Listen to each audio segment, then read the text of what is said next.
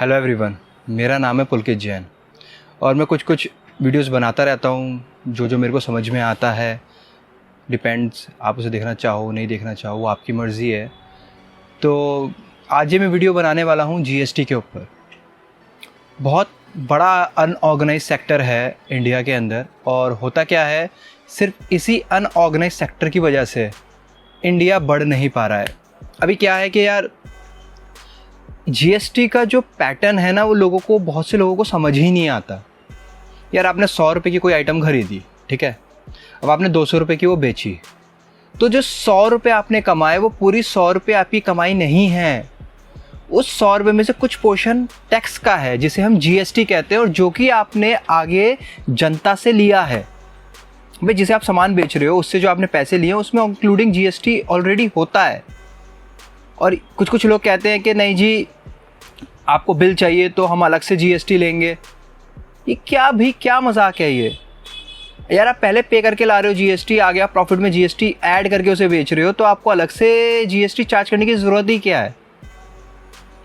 और मैं उन कस्टमर से रिक्वेस्ट करना चाहूँगा कि प्लीज़ आप जहाँ से कुछ भी परचेज़ करें आप बिल मांगें। जब तक आप बिल नहीं मांगेंगे तब तक एक दुकानदार को जीएसटी के बारे में जानकारी ही नहीं मिलेगी। उसे पता ही नहीं चलेगा कि भाई जो स्टॉक होता है वो जीएसटी पेड में मंगाता हूँ और आगे जो मैं बेचता हूँ उसमें जीएसटी का पोर्शन ऑलरेडी होता है, और वही जीएसटी पोर्शन होता है जो एक इनडायरेक्ट टैक्स के रूप में गवर्नमेंट को दिया जाता है, जिससे हमारा भारत चलता है। लोगों का सोचने का नज़रिया ही अलग है बिल्कुल। भाई 100 रुपये की आइटम 200 में बेच रहे हैं तो 100 रुपये आपके पूरे प्रॉफिट है, वो आपके प्रॉफिट है ही नहीं है, उसमें आपने जीएसटी का पोर्शन कस्टमर से ले लिया है। और कस्टमर्स को ये डरने से मतलब डरना छोड़ दो, वो आपसे ज़्यादा पैसे नहीं लेगा यदि आप बिल लोगे तो। और कोई ऐसा करता है तो उसके लिए आप कंज्यूमर फॉर्म में जाके उसकी कंप्लेंट करो। भाई एक छोटा इंसान आगे बढ़ेगा धीरे धीरे, तभी तो हमारा देश बढ़ेगा। ऐसे थोड़ी ना देश अपने आप बढ़ जाएगा। फिर आप कहते हो यार कि सड़कें अच्छी नहीं हैं, गवर्नमेंट कुछ कर नहीं रहा है। भाई गवर्नमेंट कहाँ से करेगा यार जब तुम उनको सपोर्ट ही नहीं करोगे। तो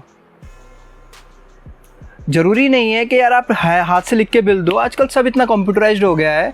आप ईमेल पे बिल ले सकते हो, आप मोबाइल व्हाट्सएप पे बिल ले सकते हो। अब हमारे यहाँ क्या है भाई, हम मेरे पास प्रिंटर मैंने रखा था पर हटा दी क्योंकि कोई बिल ही नहीं मांगता था। लेकिन हाँ, आपको बिल चाहिए, मैं व्हाट्सएप पे बिल दूंगा आपको ईमेल पे बिल दूंगा। मैंने जिन दुकानदार मतलब जो डिस्ट्रीब्यूटर्स हैं या जो हॉकर्स हैं जो मुझे बिल नहीं देते हैं, मैंने उनसे माल लेना कम से कम नहीं तो 8 या 10 साल पहले बंद कर दिया। मैं माल ही नहीं लेता जो मुझे बिल नहीं देता। और मैक्सिमम जितना भी मैं खर्चा करता हूँ दुकान पे एक्सपेंसेस के रूप में, कुछ बड़ा खर्चा, बोर्ड बनवाया या कुछ भी काम किया, मैं उन सब का जीएसटी बिल ही लेता हूँ। यार हर चीज़ ट्रैक हो जाती है ना ईजिली। आपको 4 साल बाद भी पता चल जाएगा कि यार आपने बोर्ड कितने का लगवाया था, किससे लगवाया था, क्या दिक्कत थी क्या नहीं थी। आप कुछ भी सामान खरीद रहे हो, आपको एक्सपेंस कंट्रोल आपके एक्सपेंस जो हैं वो हर जगह नोट हो जाएंगे अपने आप ही।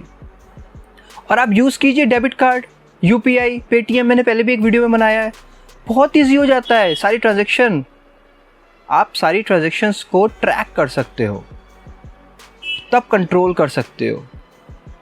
आप बिल लीजिए, ठीक है, सरकार को उसी से जो टैक्स पहुंचेगा उसी पैसों को वो वापस री इन्वेस्ट करेगी इंडिया की बढ़ोतरी में। Thank you.